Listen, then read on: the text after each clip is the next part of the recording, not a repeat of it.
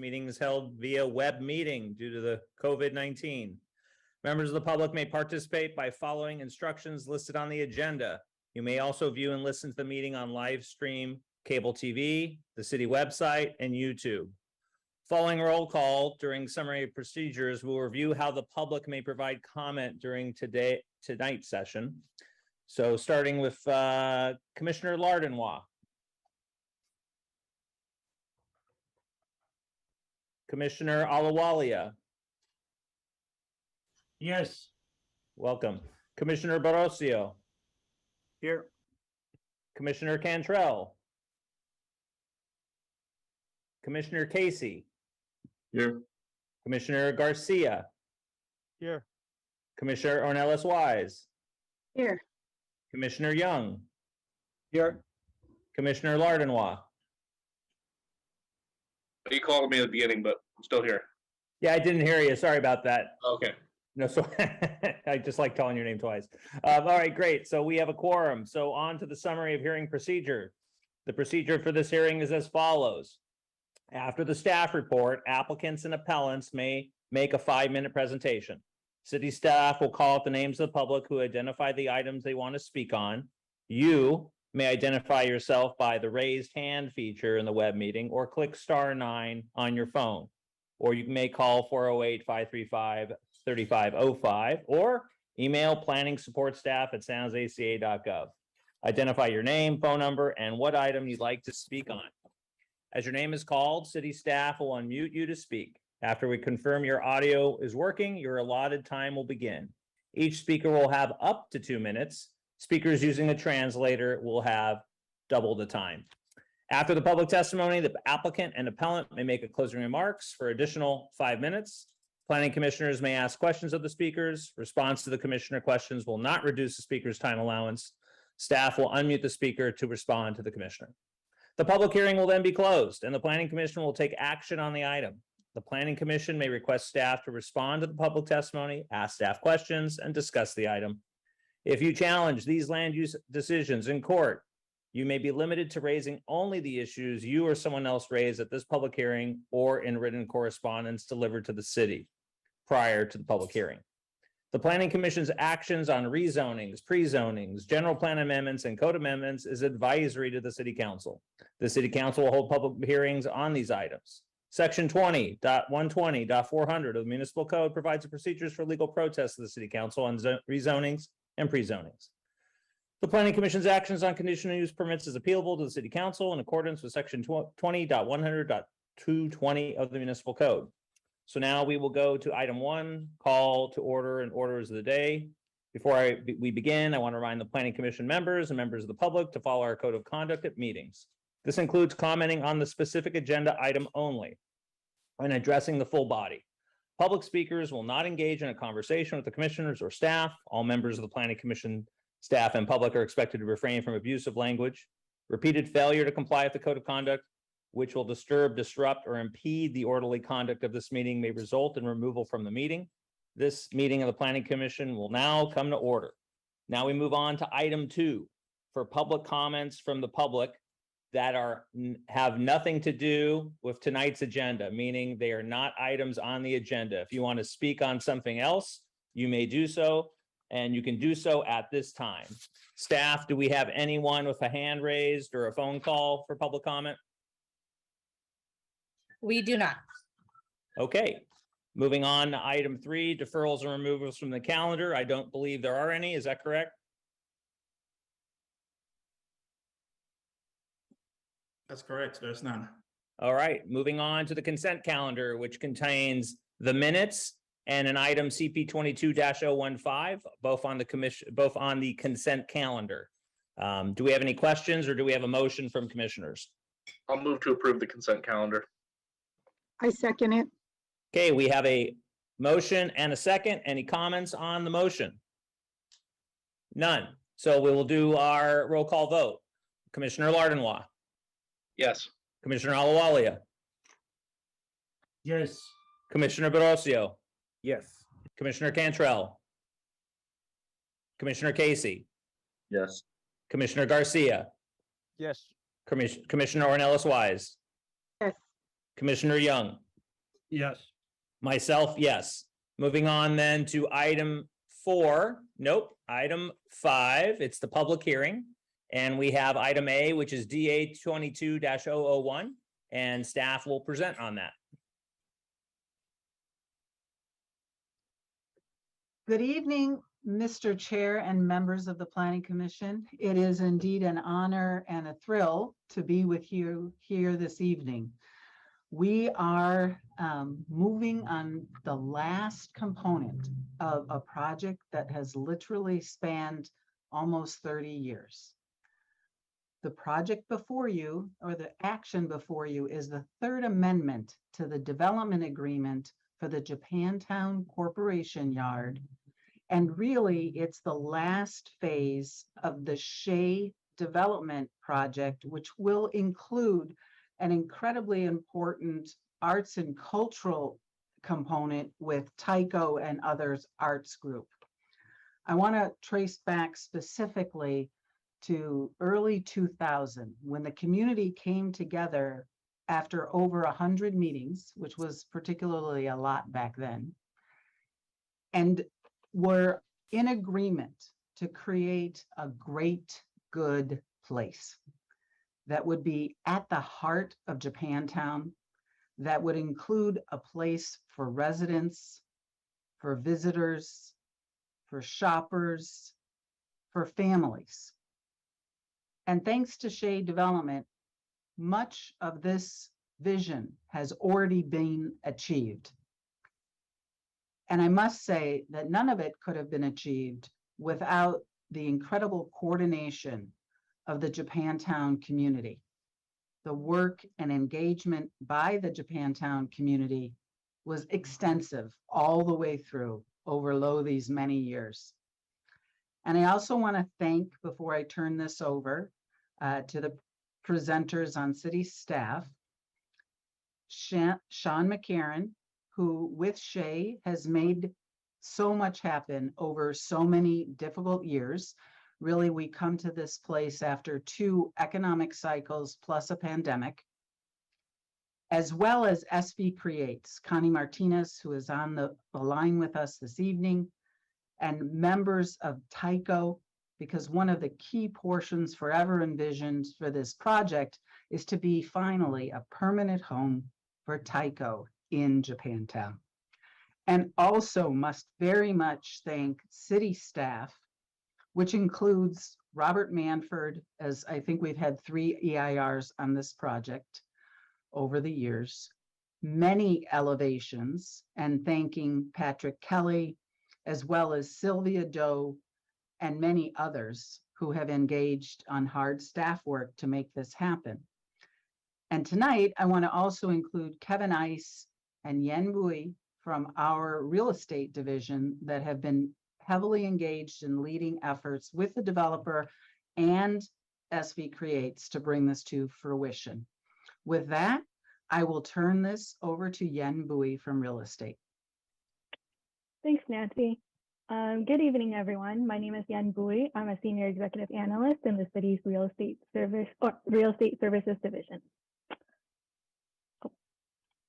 So the assignment of the development agreement with Shea Properties was signed in November 2017 for the construction of 425 to 600 residential units in Japantown on Jackson Avenue and North 7th Street. Approximately 500 units have already been constructed here and here. The 0.75 acre park is currently under construction. This is the site that is reserved for the Creative Center of the Arts, which was originally intended to be a 40 to 50,000 square feet building to permanently house San Jose Tyco and many other arts organizations. Given the economic impacts due to COVID-19, that project was unfortunately found to be unfeasible. Thanks to the creativity and generosity of Silicon Valley Creates, Shea Properties, several other art groups, and the city, we were all able to work together to reimagine the project and make it a reality. The third amendment will allow Shea to receive the property from the city and construct the Creative Center of the Arts at its own cost. The center will be approximately 12,000 square feet with office spaces for nonprofit groups such as the Red Ladder Theater Company, and Taiko Peace, as well as a practice space for San Jose Taiko. The city will receive a 65-year ground lease from Shea for the space. The city will then lease the space to Silicon Valley Creates as a master tenant, who will sublease to a variety of local arts and community nonprofit groups. The current development agreement anticipated that the originally intended project might not have been able to go forward.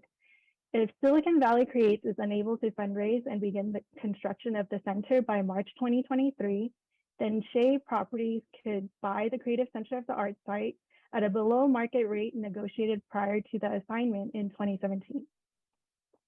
In this new plan, the value of the ground lease exceeds the purchase price that Shea would have been required to pay to buy the land. As part of the public benefit that Shea is providing to the city by constructing the space at their own cost, the land will be transferred to Shea at no cost. Shea will also build an additional 65 housing units above the Creative Center of the Arts space.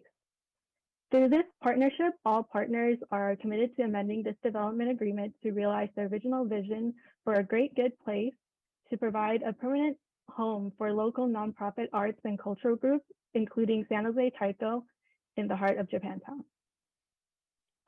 Here are some renderings that Shea has prepared to show their plans for the Creative Center and additional housing. This would be the view from the park. This would be the view from 7th Street. And with that, I'd like to now turn this over to Wisa, the Executive Director of San Jose Taiko, who will tell us more about their organization and the importance of this project. Thank you, Yen. Thank you all for the opportunity to speak tonight. My name is Wisa Uemura, Executive Director and Performer for San Jose Taiko, a 50-year-old nonprofit performing company and school featuring the ensemble performance of the taiko, or Japanese drum. As one of the oldest and most active arts and cultural groups in the city of San Jose, we reach over 50,000 people annually through our performances and classes, taking the name of San Jose to diverse locations across the United States and world, helping to establish San Jose as a destination. San Jose Taiko is the top professional taiko group in the US and an artistic voice for Japanese and Asian Americans. Launched in 1973, we were the third taiko group to form outside of Japan and have been a pioneer in taiko, fostering a community that now boasts more than 400 groups across North America. In addition, we have been the vanguard of the multicultural arts sector in this region, advocating for and supporting the explosive growth of the arts organizations representing communities of color. Having started in San Jose, Japantown, one of only 3 Japantowns remaining in the US, San Jose Taiko has remained committed to supporting its vibrancy and sustainability. For nearly 30 years, the Japantown community has been an active voice for the development of this property. Back in 2006, during a prior iteration of this development, the city, developer, and Japantown community established 7 priorities, including a Japantown home for San Jose Taiko, in recognition of our work as markers, keepers, and placemakers of this special neighborhood.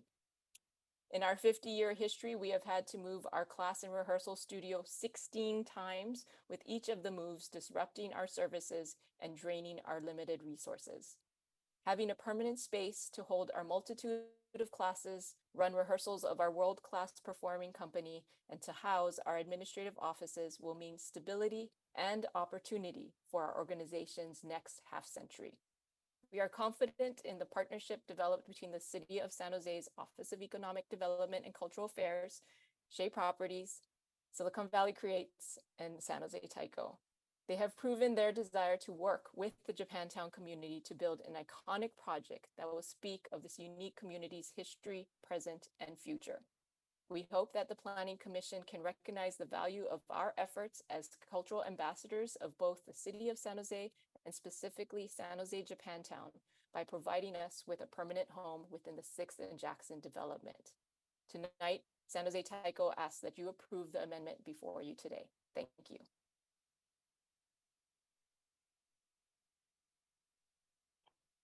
Thank you, Lisa. Thank you, everyone. That concludes our presentation. We're now available for questions. Thank you. Staff, are there any public speakers on the item? I believe we have Roy Hirabayashi and Sean McCarron are with us this evening. Roy has his hand up. Yes, do I get to start or? Yeah, typically the planning staff would call your name out, but I guess go ahead, Roy. Sorry, thank you. Well, my name is Roy Hirabayashi. Short introduction. I'm the co-founder of San Jose Taiko, and as Lisa mentioned, next year in 23, we're celebrating our 50th anniversary, which also means I've been celebrating my 50 years of playing Taiko. I'm also a co-founder or board member of the Japantown Community Congress, which has been heavily involved with the development of the courtyard and entities within Japantown. And also, I've been a resident of the Japantown community for the past 50 plus years. And so I totally lend my support to what's been said. Thank you to the staff, Nancy and everyone else. And what we just talked about, the long history of being involved. I began working on something for a home for San Jose Taiko a very long time ago. In 1992, I think was the first rendition of an idea that came forward with the Nihonmachi Corporation.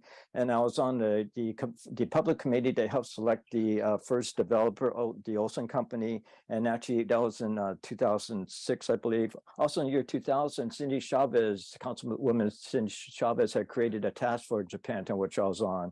And so I'm so happy to see this moving forward. Thank you so much to Shea Properties for doing all the work they've been doing. And I really hope this will move forward to the fruition of the home for San Jose Taiko and a permanent space for us to be doing the great work we like to continue to do, hopefully 50 more years beyond my legacy of here, but I'm very proud of what's been going on. Thank you very much. Thank you, Roy. I don't see any other hands up. Staff, do you see any other hands? Sean is here and Here's Connie Sean. is here. Pardon me, I'm going to be, when I say staff, I'm referring to planning staff. Sorry, Nancy. Sean? Great. Yeah, I just wanted to say thank you so much to the team that has worked on this. I'm Sean McCarron. I've worked with Shea Properties. I'm working on the overall development, so the park, the residential towers, and been engaged in this project for more than 6 years. And it is a very unique project, and I'm honored to be working with the city and with Taiko and Silicon Valley Creates. I'm just thrilled to be here tonight. This is an important next step for us. So thank you to everyone. I think Nancy and Yen, you did a wonderful job explaining the history and the details on this. So thank you. And any other hands? I don't see any. Staff, do you see any? Planning staff, do you see any? No, I don't see any other hands. Okay, then that'll close public comment. And we'll now move to the commission if the commissioners have any questions. Commissioners, Commissioner Lardenois.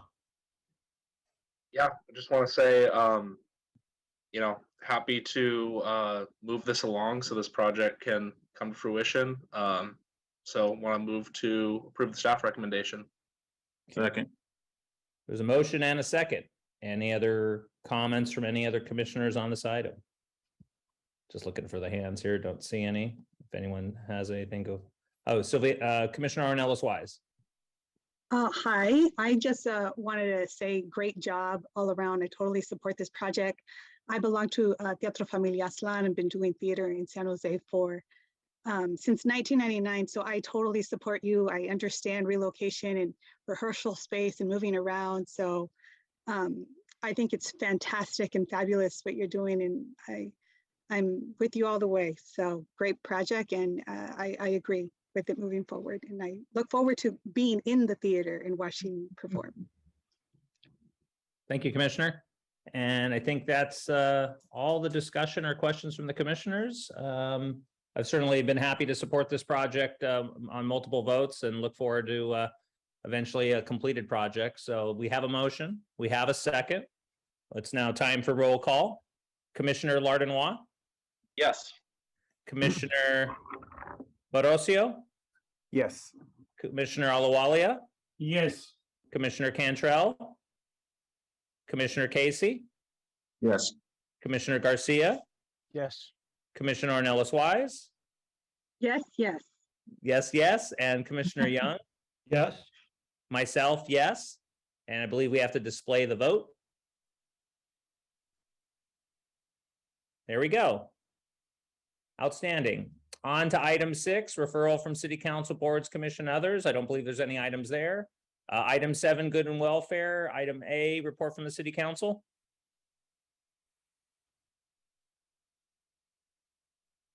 No report? None from yesterday, but there's one from September 20th, last week. 520 parcels were rezoned in compliance with Senate Bill 1333.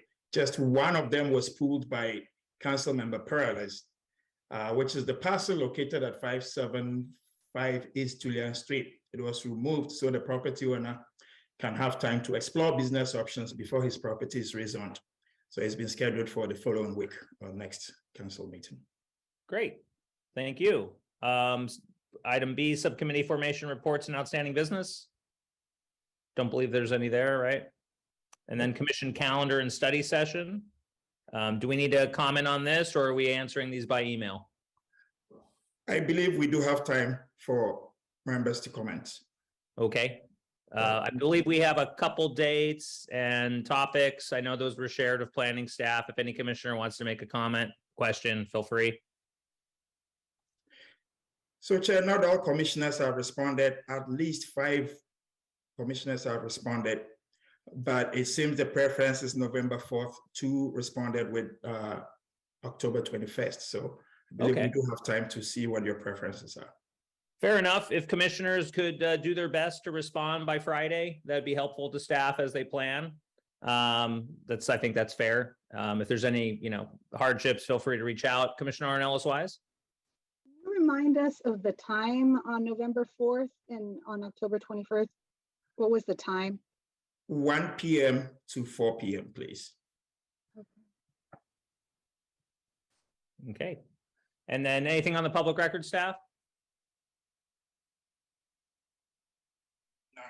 No. Okay. Well, always a good time. Look forward to seeing everybody in October. So thank you very much. This meeting is adjourned. Everyone have a beautiful evening. Have a good night. Bye.